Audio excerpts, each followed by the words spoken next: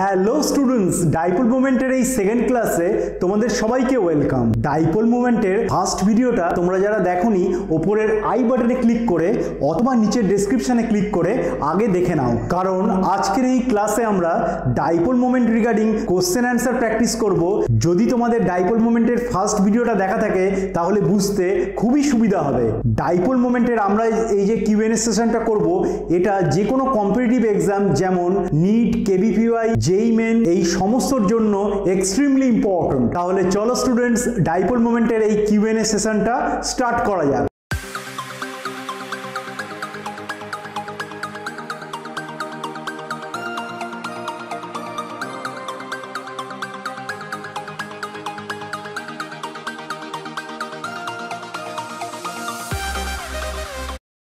First কোশ্চেনটা তোমরা students যেমন স্ক্রিনে দেখতে পাচ্ছ, তিনটে মলিকুল দিয়ে দিয়েছে BF3, NF3 অ্যান্ড NH3।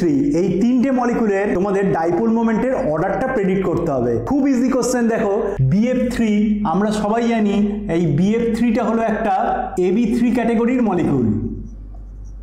তাহলে AB3 ক্যাটাগরির মলিকুল যদি হয় তাহলে অবভিয়াসলি এর শেপটা হবে ট্রাইগোনাল প্লেনার।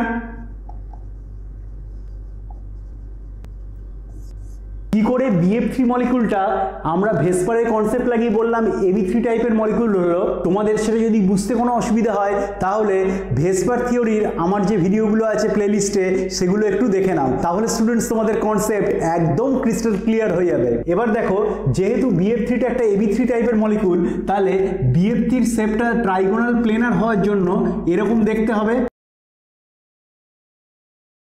যেখানে প্রত্যেকটা ফ্লুরিন আর বোরন একটার সাথে আরেকটা 120 ডিগ্রি অ্যাঙ্গেল করে থাকবে।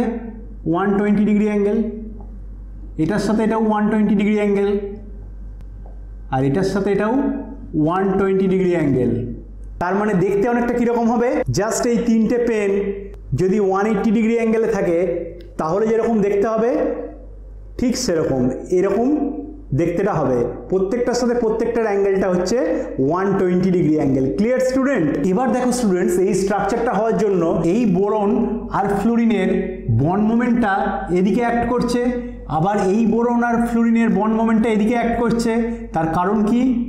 বোরনের থেকে ফ্লুরিন বেশি ইলেকট্রোনেগেটিভ, আর এই বোরন আর ফ্লুরিনের বন্ড মোমেন্টটা এই দিকে অ্যাক্ট করছে।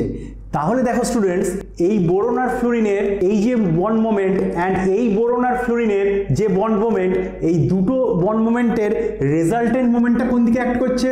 রেজাল্টেন্ট মোমেন্টটা এই দিকে অ্যাক্ট করছে।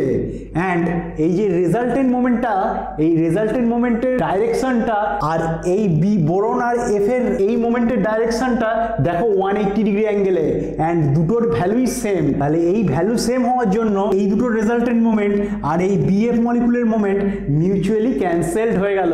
তার কারণটা কি স্টুডেন্ট? এই বোরন আর ফ্লোরিনের মোমেন্টকে যদি আমি মিউ বলি, এইটারও তাহলে মিউ অ্যান্ড এটারও মোমেন্ট তাহলে মিউ, তাহলে এই দুটোর রেজাল্টেন্ট মোমেন্টটা কি হবে?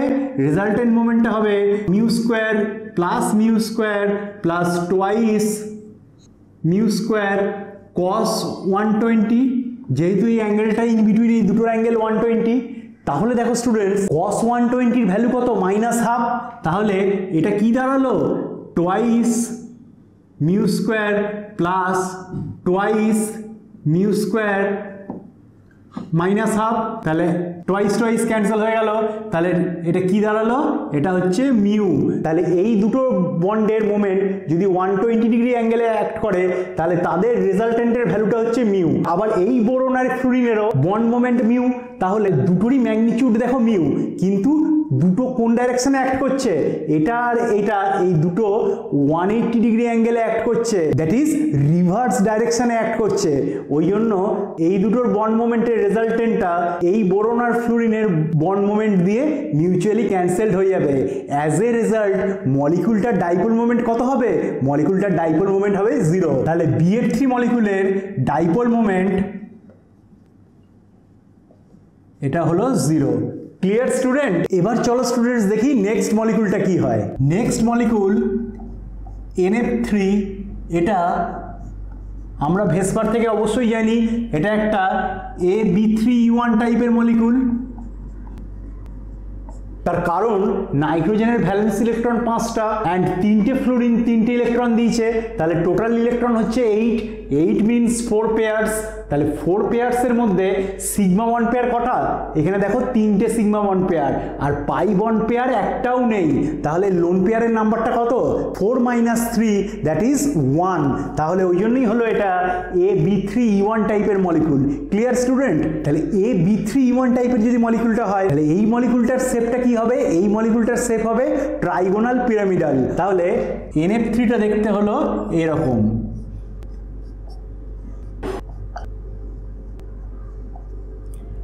Trigonal pyramidal. এবার দেখো স্টুডেন্টস, আমরা জানি নাইট্রোজেন আর ফ্লুরিনের মধ্যে ফ্লুরিনের ইলেকট্রোনেগেটিভিটি বেশি। তাহলে এই বন্ডটার বন্ড মোমেন্ট কোন দিকে অ্যাক্ট করবে? ফ্লুরিনের দিকে অ্যাক্ট করবে, এই দিকে। এইটারও মোমেন্টটা কোন দিকে অ্যাক্ট করবে? এই ফ্লুরিনের দিকে। এইটারও মোমেন্টটা কোন দিকে অ্যাক্ট করবে? এই ফ্লুরিনের দিকে। তাহলে এই 3টে বন্ড মোমেন্ট দেখো ফ্লুরিনের দিকে অ্যাক্ট করছে। তাহলে এই 3টের রেজাল্টেন্টটা কোন দিকে অ্যাক্ট করবে? এটা এই নিচের দিকে অ্যাক্ট করবে এইভাবে। অ্যান্ড এই লোন পেয়ারের জন্য যে মোমেন্টটা ক্রিয়েটেড হবে সেটা কোন দিকে অ্যাক্ট করবে? আমরা অবশ্যই জানি সেটা এদিকে অ্যাক্ট করবে। অনেক স্টুডেন্টসেরই এটা বুঝতে একটু অসুবিধা হয়, অ্যাটমের ওপরে যে লোন পেয়ারটা থাকে তার ডাইরেকশনটা সবসময় এরকম উপরের দিকে কেন হয়। কোনো বইতেই তো ক্লিয়ারলি এটার এক্সপ্লেনেশনটা দেওয়া নেই যে লোন পেয়ার যদি থাকে তাহলে তার মোমেন্টটা কেন এরকম উপর দিকে হয়, নিচের দিকে কেন হয় না। এটা দেখো স্টুডেন্টস, তোমরা এক্ষুনি খুব ভালো করে বুঝতে পারবে। এই যে মোমেন্টের ডাইরেকশন কোন দিকে হয়? সবসময় যেদিকে ইলেকট্রন ডেনসিটি বেশি সেদিকে। তাহলে নাইট্রোজেন আর ফ্লুরিনের মধ্যে ফ্লুরিনের ইলেকট্রোনেগেটিভিটি বেশি, ওই জন্য ফ্লুরিন ইলেকট্রনটাকে নিজের দিকে অ্যাট্রাক্ট করে নিচ্ছে, ওই জন্য এর ডাইরেকশন হলো এইদিকে। সিমিলার ওয়েতে নাইট্রোজেনের নিউক্লিয়াস আর এটা নাইট্রোজেনের লোন পেয়ার, এর মধ্যে কোন জায়গাটা ইলেকট্রন ডেন্স? অবশ্যই লোন পেয়ারের এরিয়াটা। তাহলে এর ডাইরেকশনটা কোন দিকে হবে? নাইট্রোজেনের নিউক্লিয়াস থেকে লোন পেয়ারের দিকে না, ওই জন্য এর ডাইরেকশনটা হলো এই নাইট্রোজেনের নিউক্লিয়াস থেকে লোন পেয়ারের দিকে। Clear student?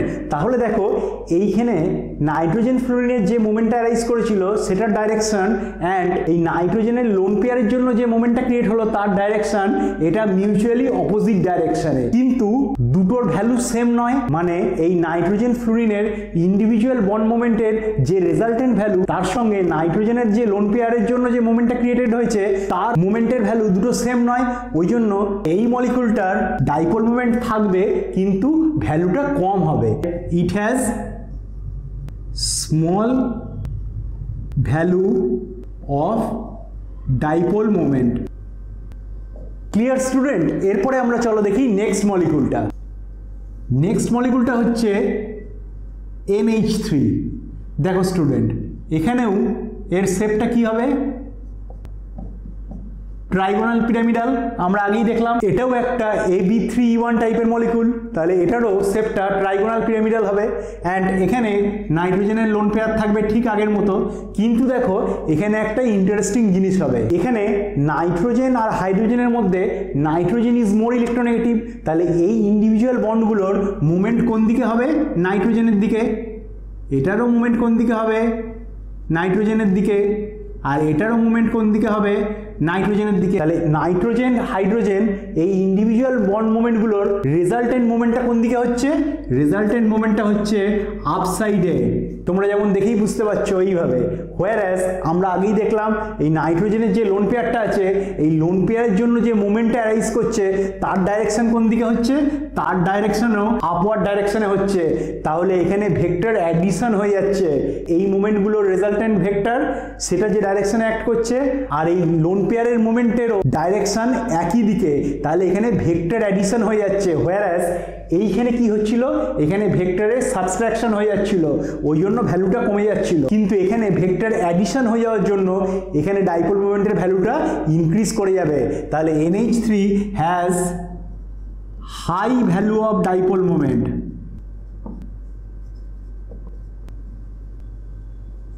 Clear student? তাহলে স্টুডেন্টস ডাইপোল মোমেন্টের অর্ডারটা কি হবে? তাহলে মিউ এর অর্ডারটা, দ্যাট ইজ ডাইপোল মোমেন্টের অর্ডারটা হবে NH3 is greater than NF3 is greater than BF3. Clear student? যেখানে BF3 ডাইপোল মোমেন্টের কোনো ভ্যালুই নেই, দ্যাট ইজ BF3 ডাইপোল মোমেন্টের ভ্যালুটা 0। Clear student? চলো স্টুডেন্টস এবার আমরা নেক্সট কোশ্চেনটা দেখে নিই।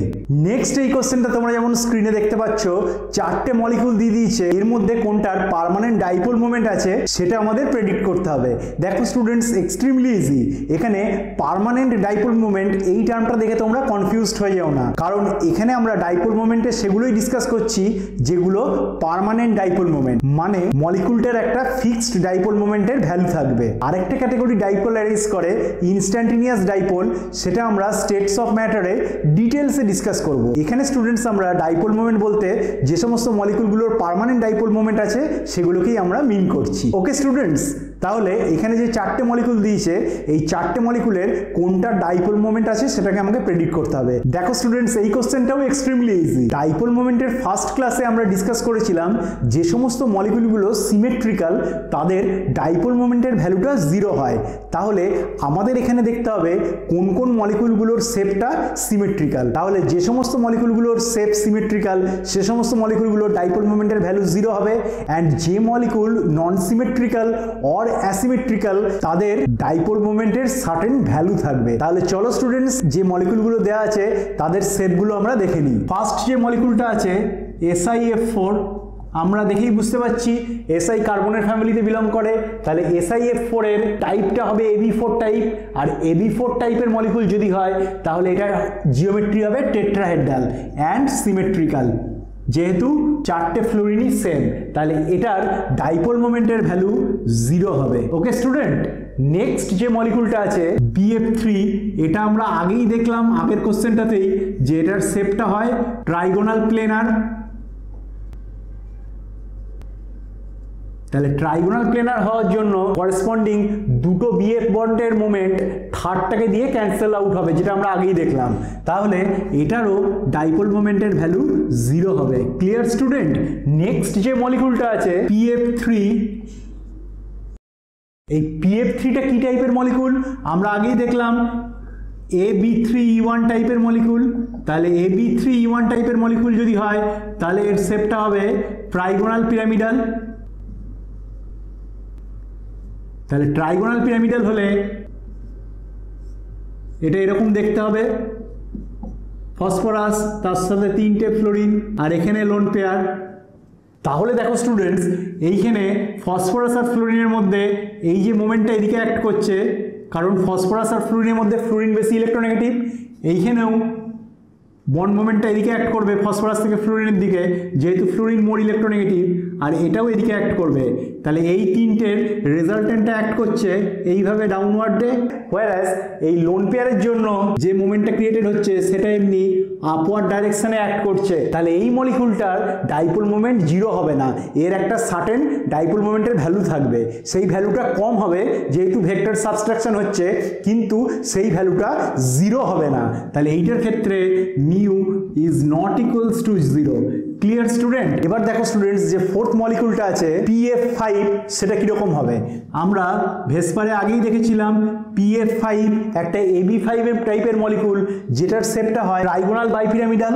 তার মানে এই ফসফরাস 3টে ইকুইটোরিয়াল বন্ড থাকবে, যেখানে 3টে ফ্লোরিন থাকবে এরকম করে, আর 2টো অ্যাক্সিয়াল ফ্লোরিন থাকবে এরকম। ঠিক আগের মতো এই ইকুইটোরিয়াল বন্ডগুলো একটার সঙ্গে আরেকটা 120 ডিগ্রি অ্যাঙ্গেলে আছে, এটার সঙ্গে এটা 120 ডিগ্রি অ্যাঙ্গেলে, আবার এটার সাথে এটা 120 ডিগ্রি অ্যাঙ্গেলে। তাহলে আগেই আমরা দেখলাম যে 3টে বন্ড যদি 120 ডিগ্রি অ্যাঙ্গেলে থাকে, তাহলে BF3 কেসে আমরা দেখলাম দুটো বন্ডের যে মোমেন্টের রেজাল্টেন্ট ভ্যালু সেটা থার্ড বন্ডের মোমেন্ট দিয়ে মিউচুয়ালি ক্যান্সেলড হয়। তাহলে ইকুইটোরিয়ালে যে বন্ডগুলো আছে সেগুলোর মোমেন্ট মিউচুয়ালি ক্যান্সেল আউট হয়ে যাবে, অ্যান্ড অ্যাক্সিয়ালে যে বন্ডটা আছে সেই অ্যাক্সিয়ালে দুটো বন্ডের মোমেন্ট মিউচুয়ালি অ্যাক্সিয়ালে যে দুটো বন্ড আছে এটা আর এটাও ক্যান্সেল আউট হয়ে যাবে, কারণ অ্যাক্সিয়ালে যে দুটো বন্ড আছে সেটা 180 ডিগ্রি অ্যাঙ্গেলে আছে, দুটোর বন্ড মোমেন্টের ভ্যালু সেম। তাহলে ইন্ডিভিজুয়াল বন্ডগুলো পোলার হওয়া সত্ত্বেও এই ট্রাইগোনাল বাইপিরামিডাল শেপে এই সিমেট্রিক মলিকুলটার ডাইপোল মোমেন্ট 0 হয়ে যাচ্ছে, কারণ ইকুইটোরিয়াল বন্ডগুলোর মোমেন্ট মিউচুয়ালি ইকুইটোরিয়াল বন্ডগুলো দিয়ে ক্যান্সেল আউট হচ্ছে অ্যান্ড অ্যাক্সিয়াল যে দুটো বন্ড আছে সেটার মোমেন্ট একটার আরেকটার মিউচুয়ালি ক্যান্সেল আউট হচ্ছে। অ্যাজ এ রেজাল্ট টোটাল মলিকুলের ডাইপোল মোমেন্ট মিউ এর ভ্যালুটা হবে 0। Clear student? তাহলে এখানে স্টুডেন্টস যেটা বলেছে নিচের মলিকুলগুলোর মধ্যে কোনটার পার্মানেন্ট ডাইপোল মোমেন্ট থাকবে, তাহলে রাইট অ্যান্সার হলো PF3। Clear student? চলো স্টুডেন্টস এবার আমরা নেক্সট কোশ্চেনটা দেখে নিই। নেক্সট কোশ্চেনটাতে দেখো চারটে মিথাইল হ্যালাইড দিয়ে দিয়েছে যাদের ডাইপোল মোমেন্টের রিলেটিভ অর্ডারটাকে আমাদের প্রেডিক্ট করতে হবে। এই চারটে মিথাইল হ্যালাইড গুলো কি কি? একবার দিয়েছে methyl fluoride, methyl chloride, methyl bromide and methyl iodide. Extremely important question student এটা, কারণ এটা একটা এক্সেপশনাল কেস। এমনি তোমাদের দেখে কি মনে হচ্ছে প্রত্যেকটাই টেট্রাহেড্রাল শেপের অ্যান্ড প্রত্যেকটারই স্ট্রাকচার কীরকম? এই CH3 এই জায়গাটা সেম, আর এখানে একবার ফ্লোরিন আছে একবার ক্লোরিন আছে একবার আছে ব্রোমিন, এইখানে তিনটে হাইড্রোজেনই সেম,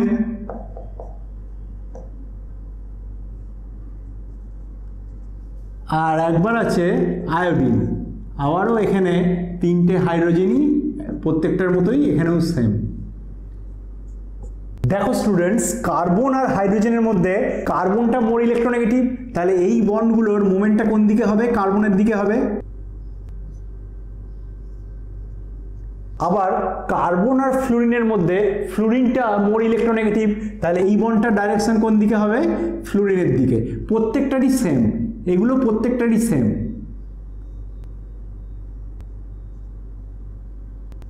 এটাও কার্বন আর ক্লোরিনের মধ্যে ক্লোরিনের ইলেকট্রোনেগেটিভিটি বেশি হওয়ার জন্য ক্লোরিনের দিকে, এটাও ব্রোমিনের দিকে,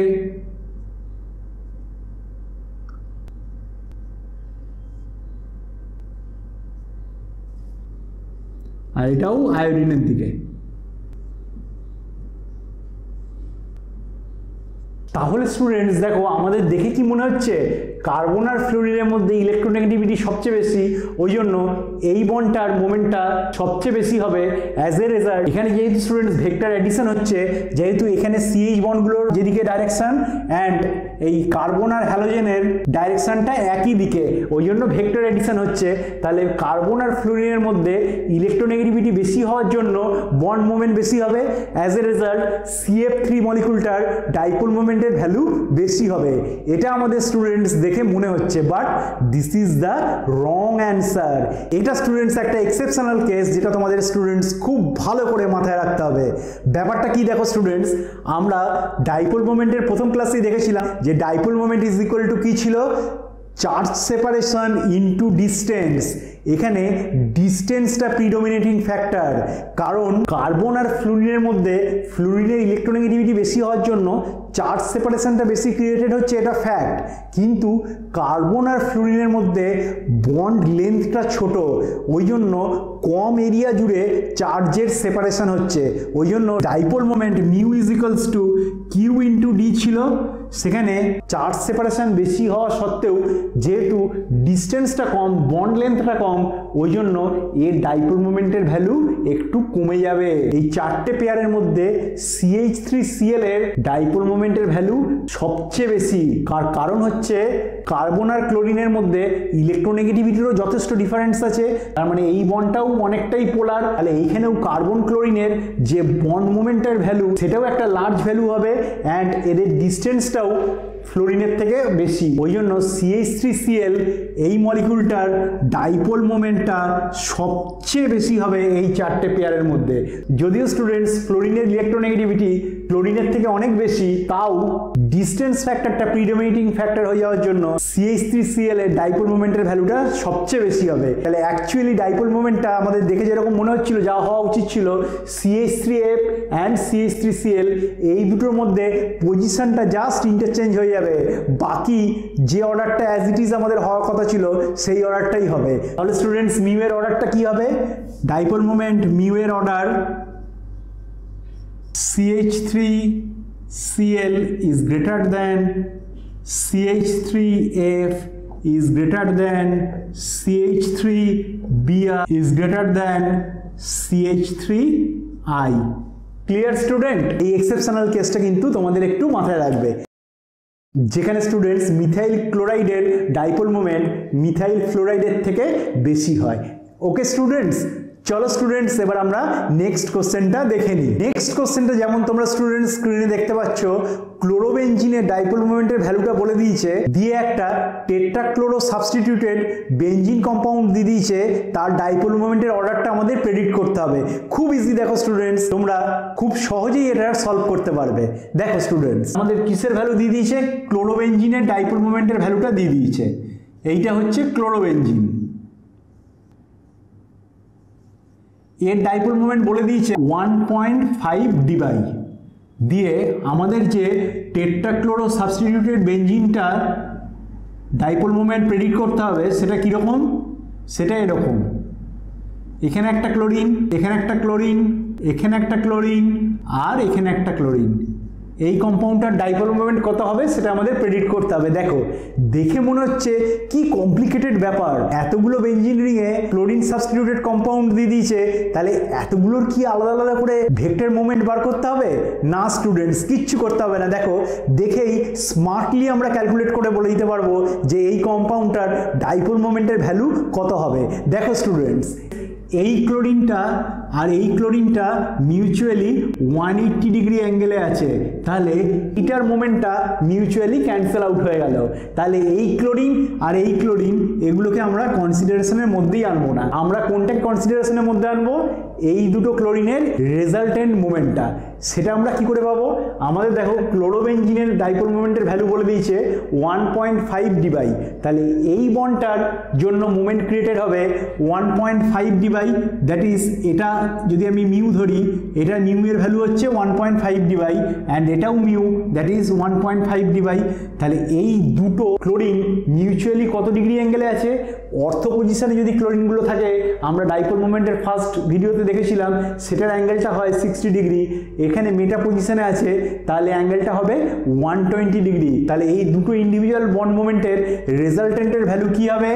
রেজাল্টেন্টের ভ্যালু হবে mu square plus mu square plus twice mu one mu two, that is mu square cos 120 degree.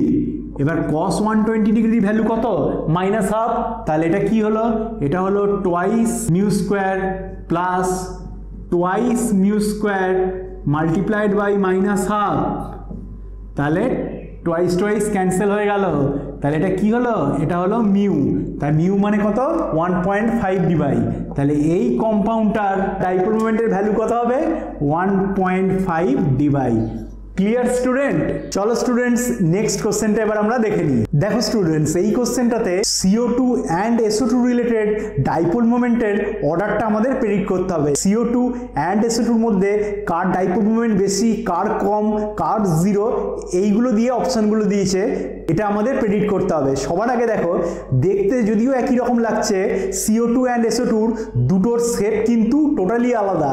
CO2 that is carbon dioxide, এটার শেপটা কি হবে আমরা সবাই জানি।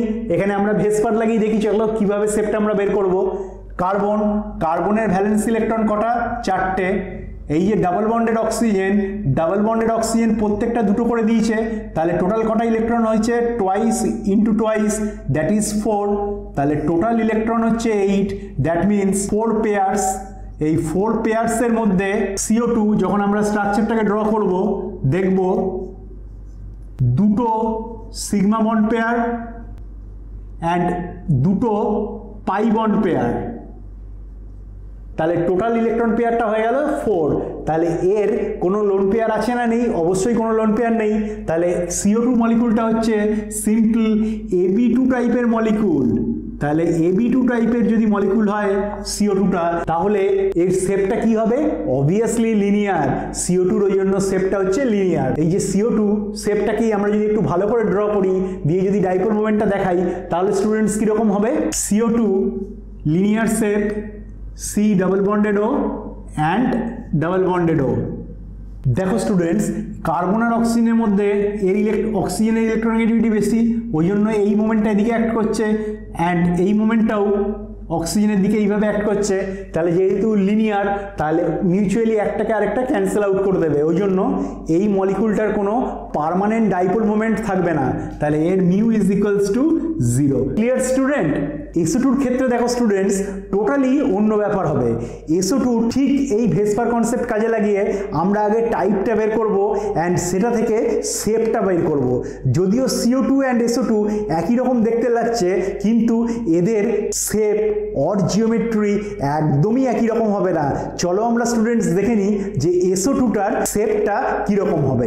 দেখো স্টুডেন্টস, SO2 ক্ষেত্রে কি হবে এবার আমরা দেখি।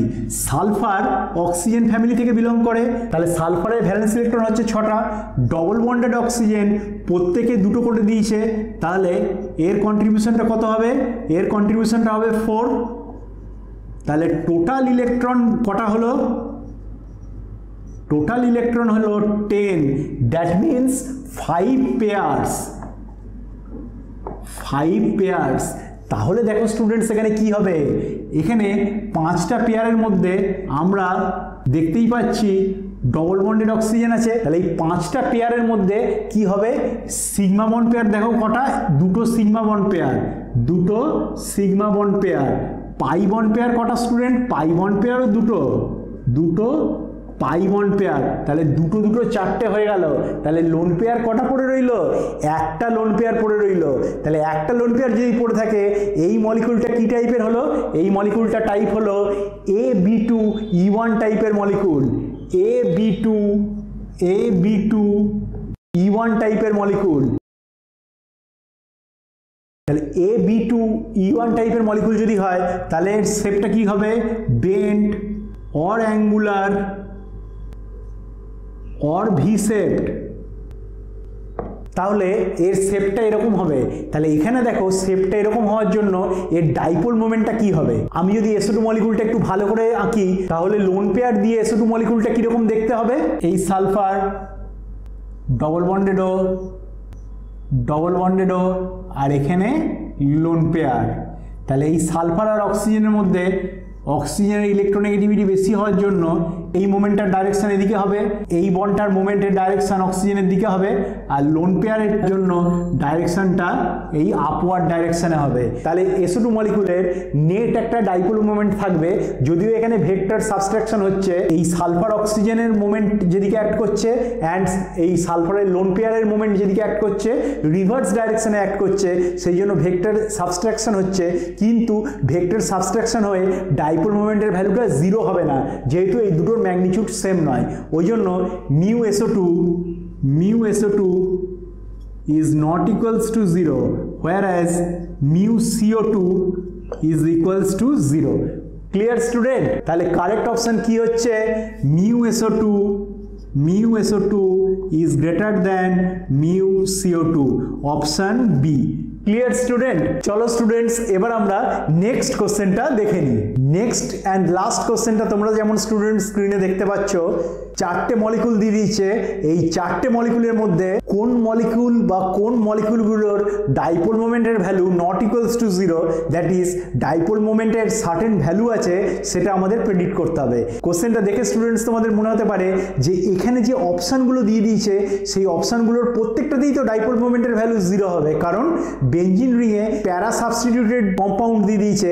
আর আমরা জানি প্যারা গ্রুপগুলো একটার থেকে আরেকটা 180 ডিগ্রি অ্যাঙ্গেলে অ্যাক্ট করে। তাহলে ইন্ডিভিজুয়াল মুভমেন্ট যাই হোক না কেন, প্যারা পজিশনে থাকার জন্য মিউচুয়ালি একটা আরেকটাকে ক্যান্সেল আউট করে দেওয়ার কথা, ওই জন্য ডাইপোল মোমেন্টের ভ্যালু 0 হওয়ার কথা, যেটা আমরা ডাইপোল মোমেন্টের ফার্স্ট ক্লাসেই দেখেছিলাম যে সেম গ্রুপগুলো যদি প্যারা পজিশনে থাকে তাহলে তার ডাইপোল মোমেন্টের ভ্যালু 0 হয়। আর এখানে দেখো স্টুডেন্টস যে অপশনটা দিয়েছে এইটা তোমাদের একটু কনসেপচুয়ালি টেস্টেড করেছে যে তোমরা শেপগুলো ঠিকঠাক প্রেডিক্ট করতে পারছো কিনা। দেখো স্টুডেন্টস, প্রথম যে কম্পাউন্ডটা দিয়ে দিয়েছে that is dichloro substituted benzene. এখানে বুঝতেই পারছি 2টো ক্লোরিন আছে যেটা 180 ডিগ্রি অ্যাঙ্গেলে অ্যাক্ট করছে। তাহলে ইন্ডিভিজুয়ালি এর যা মুভমেন্ট আর এর মুভমেন্ট মিউচুয়ালি ক্যান্সেল আউট হয়ে যাবে। ক্যান্সেল আউট হয়ে গিয়ে এই কম্পাউন্ডটার ডাইপোল মোমেন্টের ভ্যালু 0 হবে। নেক্সট দেখো যে কম্পাউন্ডটা দিয়েছে সেটা cyano substituted, that is aryl cyanide. এখানে একটা CN আছে আর এখানে একটা CN আছে, কিন্তু আমরা এইভাবে CNটাকে ড্র করব না। এখানে আমরা জানি কার্বনের সাথে নাইট্রোজেন ট্রিপল বন্ড হয়ে আছে, তাহলে যদি ট্রিপল বন্ডেড নাইট্রোজেন থাকে আর এটার সঙ্গেও কার্বনের সাথে ট্রিপল বন্ডেড নাইট্রোজেন থাকে, তাহলে এই কার্বনটার হাইব্রিডাইজেশন কি? হাইব্রিডাইজেশনটা হচ্ছে sp, এই কার্বনটার হাইব্রিডাইজেশন sp অ্যান্ড এই কার্বনটারও হাইব্রিডাইজেশন sp। তাহলে এই CN মলিকুলটা এই নাইট্রোজেনের সাথে অ্যান্ড এই নাইট্রোজেনটা এই বেঞ্জিন রিংয়ের সাথে লিনিয়ার শেপে আছে। তাহলে লিনিয়ারলি যদি থাকে তাহলে এখানেও একটার মোমেন্ট আরেকটা মোমেন্ট দিয়ে মিউচুয়ালি ক্যান্সেল আউট হয়ে যাবে। অ্যাজ এ রেজাল্ট এই কম্পাউন্ডটারও ডাইপোল মোমেন্টের ভ্যালু 0 হবে। Clear student? নেক্সট দেখো, যখন বেঞ্জিন রিংয়ে দুটো OH থাকবে তখন ব্যাপারটা কীরকম আলাদা হয়। এখানে আমরা দেখি অক্সিজেনের হাইব্রিডাইজেশন কি। অক্সিজেনের হাইব্রিডাইজেশন কি দেখার জন্য আমরা ভেসপারে কনসেপ্ট লাগাচ্ছি। অক্সিজেনের ভ্যালেন্স ইলেকট্রন কটা? 6টা। অ্যান্ড এই অক্সিজেন যখন হাইড্রোজেনের সাথে বন্ড করেছে তখন হাইড্রোজেন কটা ইলেকট্রন দিয়েছে? একটা ইলেকট্রন দিয়েছে। আবার এই অক্সিজেনটা যখন এই বেঞ্জিনের কার্বনের সাথে সিগমা বন্ড করেছে তখন কার্বন একটা ইলেকট্রন দিয়েছে। তাহলে এটা হচ্ছে হাইড্রোজেন ইলেকট্রন দিয়েছে একটা, এটা অক্সিজেনের নিজের 6টা ভ্যালেন্স ইলেকট্রন, আর কার্বন দিয়েছে একটা ইলেকট্রন। তাহলে টোটাল ইলেকট্রন হচ্ছে 8, আর 8 যদি টোটাল ইলেকট্রন হয় তাহলে 4 পেয়ার্স। তাহলে এই 4 পেয়ার্সের মধ্যে দেখো দুটো সিগমা বন্ড পেয়ার, একটা এই অক্সিজেন এই কার্বনের সাথে সিগমা বন্ড করেছে, আর একটা এই অক্সিজেন হাইড্রোজেনের সাথে করেছে। তাহলে দুটো সিগমা বন্ড পেয়ার, একটাও পাই বন্ড করেনি, তাহলে শুধু দুটো সিগমা বন্ড। তাহলে লোন পেয়ার কটা? 4টে পেয়ারের মধ্যে দুটো সিগমা বন্ড পেয়ার যদি হয় তাহলে 4 - 2, দ্যাট ইজ দুটো লোন পেয়ার। তাহলে আমি যদি এখানে কনসিডার করি এখানে এই অক্সিজেন, এখানে হাইড্রোজেন অ্যান্ড এই কার্বন, এই শুধু এই সিস্টেমটা, এই জায়গাটা কি টাইপের মলিকুলের মতো অ্যাক্ট করছে? এটা একটা AB2E2 টাইপের মলিকুলের মতো অ্যাক্ট করছে, শুধু এইটুকু পোর্শনটা। তাহলে AB2E2 টাইপের যদি মলিকুল হয় তাহলে হাইব্রিডাইজেশন কি হয়? sp3। তাহলে এখানে অক্সিজেনের হাইব্রিডাইজেশনটা হচ্ছে sp3। তাহলে অবভিয়াসলি sp3 হাইব্রিডাইজেশন যদি হয় তাহলে এটা লিনিয়ার শেপ থাকবে না, এটার শেপটা কীরকম হবে? এটার শেপটা এরকম হয়ে যাবে, হোয়ারাজ এটারও শেপটা হয়ে যাবে এরকম। তাহলে এবার দেখো স্টুডেন্টস, এই অক্সিজেন আর হাইড্রোজেনের মধ্যে যে বন্ড মোমেন্টটা সেটা কোন ডাইরেকশনে অ্যাক্ট করবে? এই ডাইরেকশনে। হোয়ারাজ এই অক্সিজেন আর হাইড্রোজেনের মধ্যেও যে বন্ড মোমেন্টটা অ্যাক্ট করবে সেটা এই ডাইরেকশনে অ্যাক্ট করবে। তাহলে দেখো স্টুডেন্টস, এই দুটো বন্ডের একটা রেজাল্টেন্ট মোমেন্টের ভ্যালু থাকবে, সেটা একটা নন জিরো কোয়ান্টিটি, কারণ এই দুটো মোমেন্ট একটাকে আরেকটা ক্যান্সেল আউট করছে না। তাহলে এই মলিকুলটার ডাইপোল মোমেন্ট থাকবে। ঠিক একই রকম ভাবে যখন এখানে SH গ্রুপ থাকবে এক কেস অ্যারেঞ্জ করবে, কারণ অক্সিজেন আর সালফার একই গ্রুপ থেকে বিলং করে।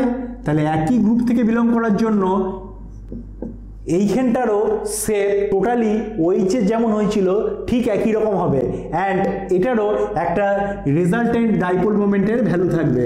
যেহেতু সালফার আর হাইড্রোজেনের মধ্যে সালফার মোর ইলেকট্রোনেগেটিভ অ্যান্ড এখানেও সালফার মোর ইলেকট্রোনেগেটিভ, তাহলে এইটার ডাইরেকশন আর এইটার ডাইরেকশন মিউচুয়ালি একটা আরেকটাকে ক্যান্সেল আউট করবে না। অ্যান্ড এই মলিকুলটারও mu is not equals to 0, যেমন এই মলিকুলটারও মিউ নট ইকুয়ালস টু 0 ছিল। Clear student? তাহলে এখানে কোন অপশনটা কারেক্ট হবে? That is C and D only. C and D এর ডাইপোল মোমেন্টের value not equals to 0। Clear student? Dipole মোমেন্টের এই কিউএনএ ক্লাসটা এখানেই শেষ করছি। তোমাদের স্টুডেন্টস ভিডিওটা কেমন লাগলো আমাকে অবশ্যই নিচে কমেন্ট সেকশনে জানাও।